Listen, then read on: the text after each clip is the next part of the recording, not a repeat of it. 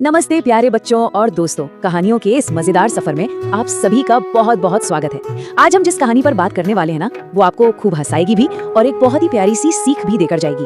अच्छा, हम सभी के घरों में कभी ना कभी बिना बताए मेहमान तो आ ही जाते हैं, है ना? जरा सोचिए, अगर घर की घंटी बजे और सामने अचानक कोई ऐसा मेहमान खड़ा हो जिसके आने की बिल्कुल भी उम्मीद ना हो, तो क्या करना चाहिए? अक्सर ये सवाल मन में आता ही है कि अचानक मेहमान आ जाएं तो भाई क्या करें? खुशी खुशी उनका स्वागत करें या फिर दरवाजा बंद करके चुपचाप छिप जाएं? खैर, सामान्य तौर पर तो हम सभी मेहमानों का आदर ही करते हैं, लेकिन आज की हमारी इस कहानी के जो मुख्य पात्र हैं, एक दर्जी और उसकी पत्नी, उनका मेहमानों के प्रति जो नजरिया था ना, वो बहुत ही अजीब और सच बताऊं तो बेहद मजेदार था। जब उनके घर अचानक मेहमान पहुंचे तो उन्होंने जो किया वो कोई सोच भी नहीं सकता। तो चलिए इस दिलचस्प कहानी में गहराई से उतरते हैं। कहानी का पहला हिस्सा, कंजूस दर्जी।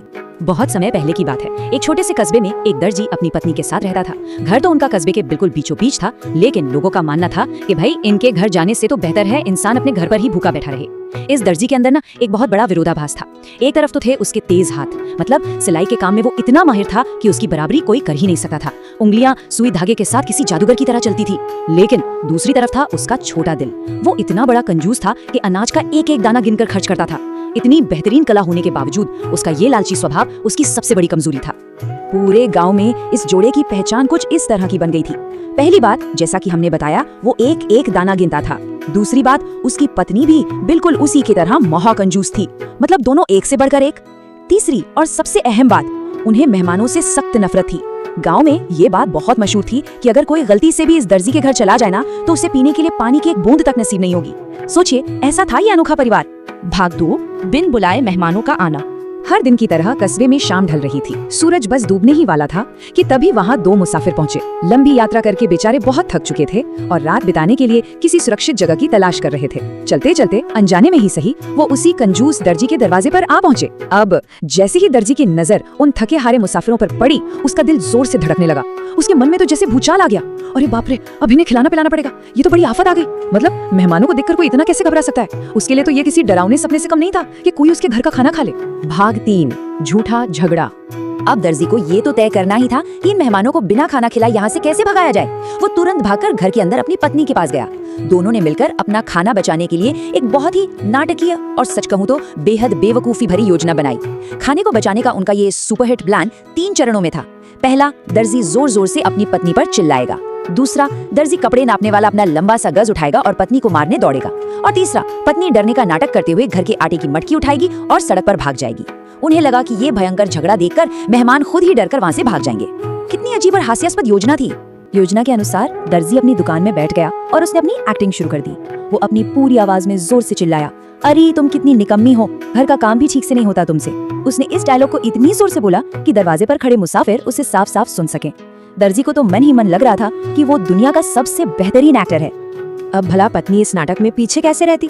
उसने भी दर्जी की बातों का बिल्कुल उसी नाटकीय अंदाज में जवाब दिया। वो भी गरज कर बोली, तुम खुद क्या बहुत बड़े काम के हो? बस दिन भर सुई धागा चलाते रहते हो। ये कल्पना करना भी कितना मजेदार है कि 2 कंजूस लोग सिर्फ अपना थोड़ा सा खाना बचाने के लिए अपने ही घर के दरवाजे पर खड़े अजनबियों के सामने कितना बड़ा तमाशा कर रहे थे। और फिर शुरू हुई असली कॉमेडी। दर्जी ने गुस्से में अपना गज उठाया और अपनी पत्नी के पीछे दौड़ पड़ा। पत्नी ने भी पूरी फुर्ती दिखाई। उसने तुरंत अपने प्यारे आटे की मटकी को सीने से लगाया और घर से बाहर सड़क की तरफ भागने लगी। दर्जी उसके पीछे पीछे चिल्लाता हुआ भाग रहा था। ये पूरा नजारा ना किसी भी स्लैपस्टिक कॉमेडी फिल्म से कम नहीं था। भाग 4, चतुर मेहमान। दर्जी और उसकी पत्नी तो अपनी ही दुनिया में मगन थे, लेकिन जरा सोचिए उन दोनों यात्रियों का क्या? वो चुपचाप दरवाजे पर खड़े होकर इस पूरे पागलपन को बस देख रहे थे। दर्जी को लगा था कि उसकी योजना बिल्कुल अचूक है, लेकिन वो ये नहीं जानता था कि उसके घर जो मेहमान आए हैं वो उससे भी 2 कदम आगे हैं। मेहमान कोई बुद्धू थोड़े ही थे। दर्जी और उसकी पत्नी की एक्टिंग इतनी खराब थी कि मुसाफिर एक ही पल में समझ गए कि ये सब सिर्फ उन्हें खाना न खिलाने की एक चाल है। इसलिए एक मुसाफिर धीरे से बोला, भाई ये झगड़ा असली नहीं लगता, मुझे तो लगता है कि ये हमें भगाने का नाटक है।